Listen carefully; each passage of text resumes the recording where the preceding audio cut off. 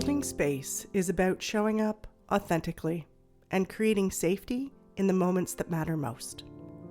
From parenting littles to navigating friendships and partnerships, I reframe tantrums, conflicts, and messy feelings as invitations to connection.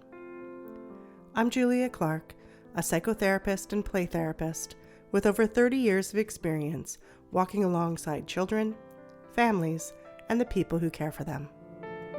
Each episode explores the building blocks of emotional literacy, co-regulation, and boundaries, while honoring the intergenerational stories we carry within.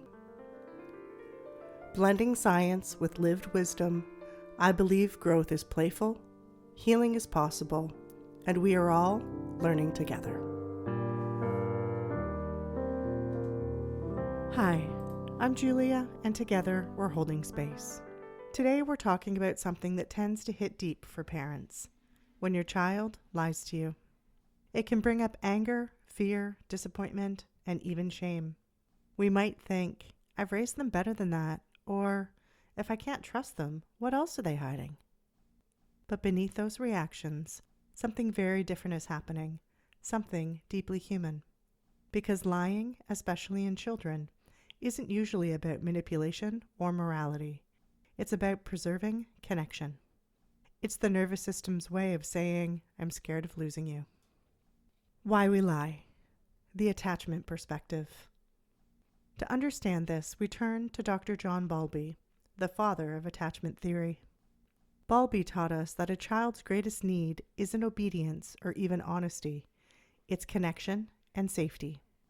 Children are biologically wired to preserve that bond at all costs. So, when they sense that truth might threaten the relationship, when they fear punishment, shame, or disapproval, their body shifts into protection mode. And one of the easiest protective strategies available is a lie. To an adult, it looks like deception, but to the child's nervous system, it's survival. The physiology of fear. When a child fears losing attachment through anger, judgment, or rejection, their body floods with stress hormones. Their heart rate increases, their breath shortens, and their amygdala, the brain's alarm system, sounds the alert. In that moment, they're not calmly deciding, should I tell the truth or not? They're reacting reflexively to protect the relationship that feels at risk. It's not, I want to deceive you, it's, I want to stay safe with you. The shame loop. Here's where Dr. Brené Brown's work becomes essential. Brené reminds us that shame is the fear of disconnection. When children lie, it's often because they're trying to avoid that unbearable feeling. If I tell the truth, you'll be disappointed in me. If I tell the truth, you'll be angry. If I tell the truth, I'll lose you. So the lie isn't the problem, it's the symptom. The real question becomes, what does my child believe will happen if they tell me the truth? What this looks like in real life.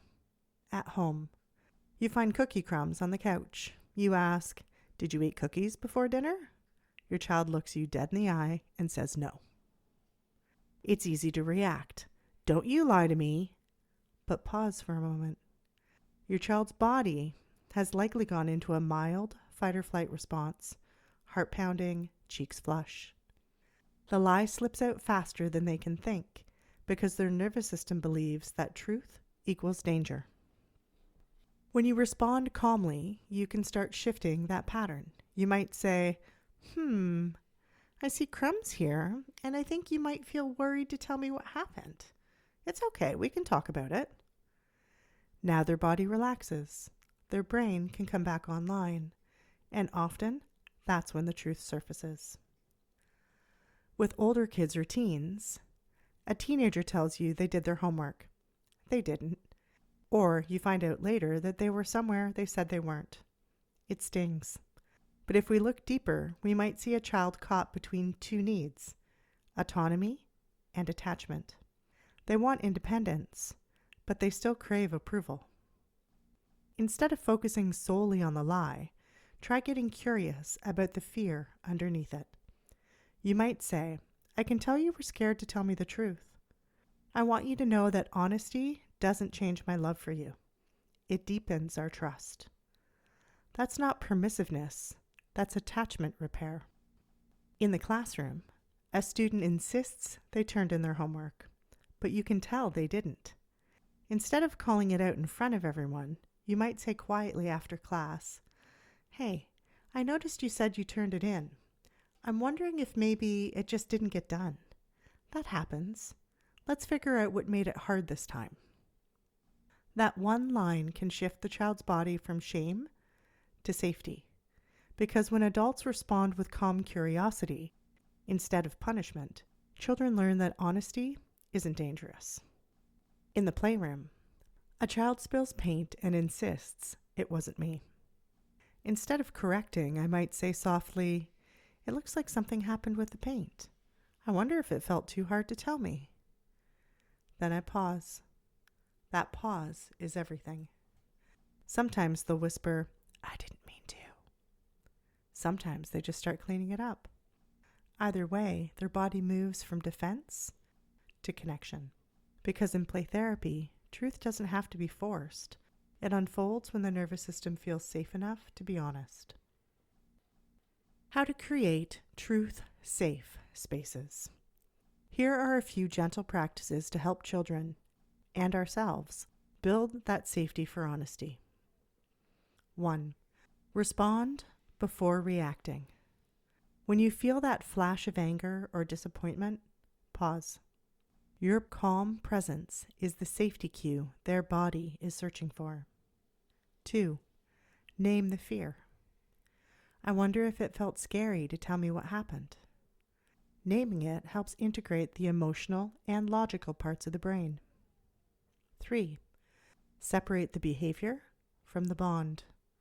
I don't love what happened, but I do love you. This helps a child learn that mistakes don't equal disconnection. 4. Repair the relationship first. Teach later. When the nervous system feels safe, learning follows naturally. Connection before correction always wins. 5. Model truth-telling with self-compassion. I made a mistake too. I was scared to admit it, but I'm practicing honesty. That models vulnerability as strength, not weakness. What the research shows. Attachment research continues to confirm what Bowlby understood decades ago. Children thrive in relationships where they are safe to be honest without fear of losing love. When we respond to lies with shame or harshness, we unintentionally reinforce the belief that truth equals danger. But when we meet dishonesty with calm curiosity, we show the nervous system that connection can survive truth. That rewires not just behavior, but biology. The adult mirror. Before we end, I want to acknowledge something tender. We all lie sometimes. We soften the truth to avoid conflict. We say we're fine when we're not. We tell our kids it's okay when we're quietly falling apart inside. So when your child lies, it doesn't mean you failed. It means they're human, just like us.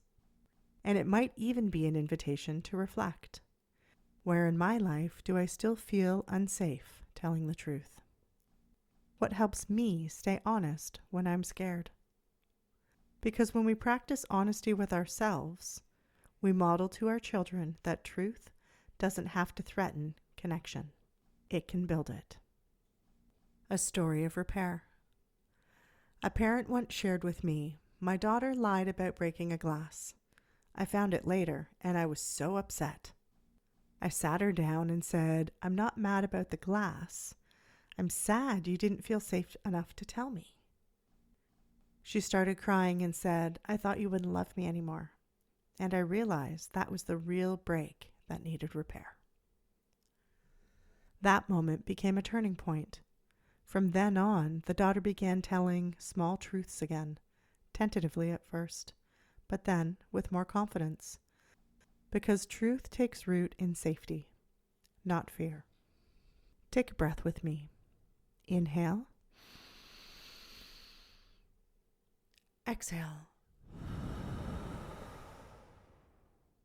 Think of a time your child or someone you love lied to you. What emotion did it bring up in you? Anger? Disappointment?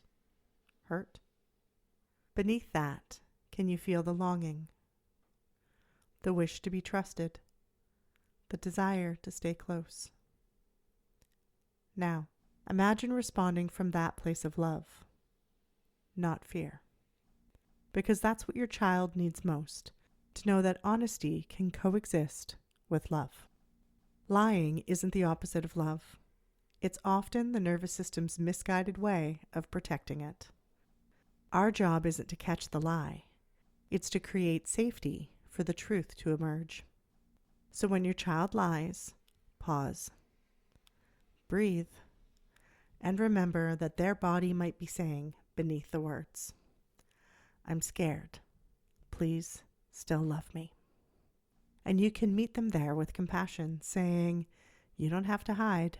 I'm here." That's how honesty and healing begin. This is part of our Holding Space series, where we explore how behavior is communication and connection is the way home. Thank you for being here and for holding space with me. If the content of this podcast really resonated with you and you'd like to go even deeper, I'd love to invite you to step into this work more fully. Beyond the podcast, there are many ways that we can connect. Individual therapy for your child, parent coaching or support for yourself, and deeper IM sessions that explore intergenerational patterns. Additionally, I also offer webinar workshops and weekend retreats for parents, classes, intensive trainings and supervision for therapists, and large group presentations for educators or school presentations. Each are designed to help us hold space for the next generation of children in safe, attuned, and meaningful ways. You can learn more and explore what fits best for you at clarity.family.